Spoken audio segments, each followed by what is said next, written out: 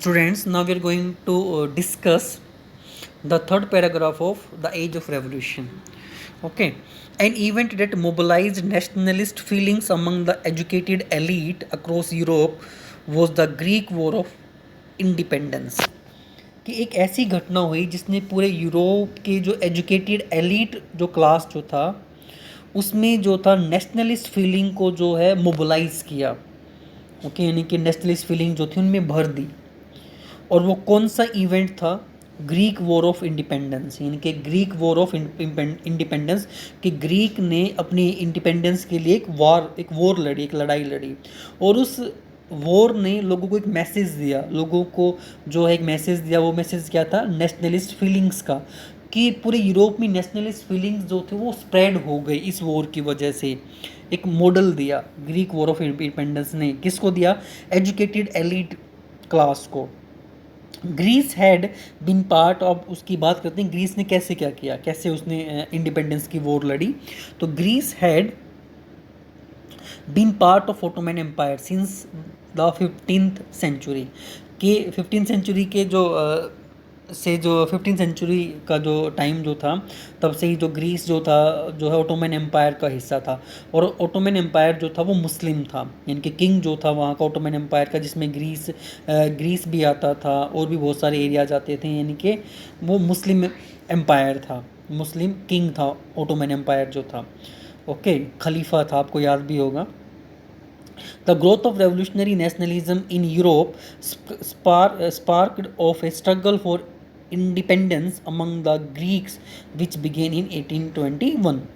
कि the growth of revolutionary nationalism in Europe sparked of a struggle, कि जब growth of revolutionary nationalism, जब जो है यूरोप में जो है रेवोल्यूशनरी जो नेशनलिज्म की ग्रोथ हो रही थी यूरोप में, तो स्पार्क्ड ऑफ ए स्ट्रगल, तो उससे एक स्ट्रगल स्टार्ट हुआ, निकल के आया।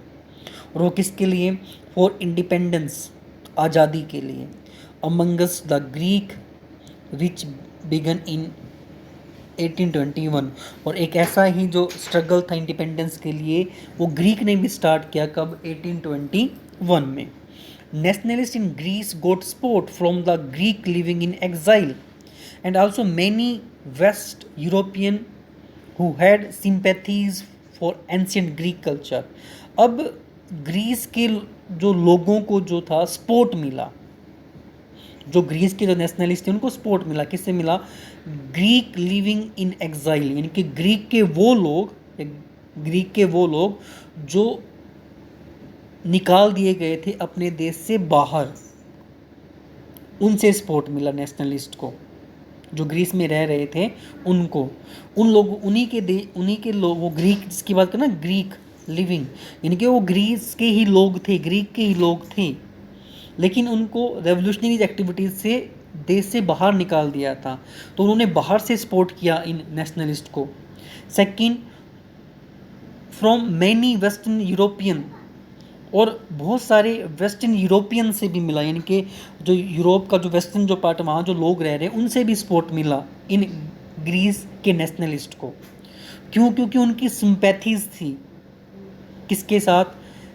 एंशिएंट कल्चर ऑफ ग्रीक, जो एंशिएंट ग्रीक कल्चर के पुराना जो ग्रीक का जो अपना एक कल्चर था, उसके रिचुअल्स जो थे, कस्टम जो थे, उनके साथ उनकी सिंपैथीज थी, सहानुभूति थी। क्यों थी?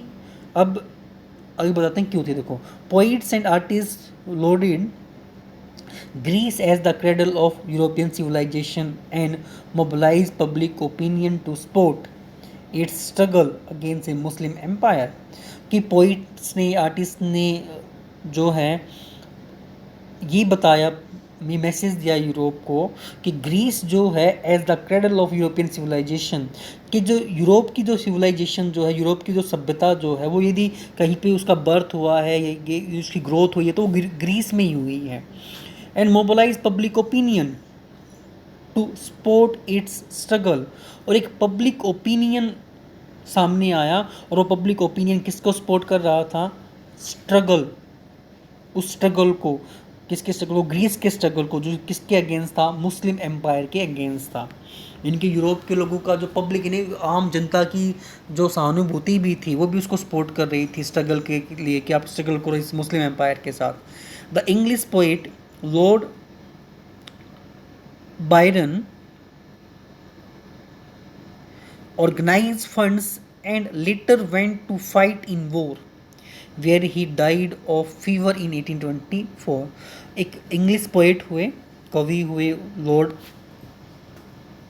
बायरन, उन्होंने लिखा, उन्होंने फंड ऑर्गेनाइज किए और later went to fight in war, और वो वॉर भी लड़ने गए ग्रीस के लिए, where he died for fever, वहाँ वो फीवर से मर गए थे। But finally the treaty of Constantinople of 1832 recognised Greece as a independent nation. लेकिन फाइनली क्या हुआ कि ग्रीस का जो स्ट्रगल जो था वो सक्सेसफुल रहा। लास्ट में जाकर के एक ट्रीटी ऑफ कॉन्स्टेंटिनोपल हुई 1832 में, और इस ट्रीटी के थ्रू जो है ग्रीस को रिकॉग्नाइज कर दिया गया एज ए इंडिपेंडेंट नेशन के रूप में। ओके बेटा, थैंक यू।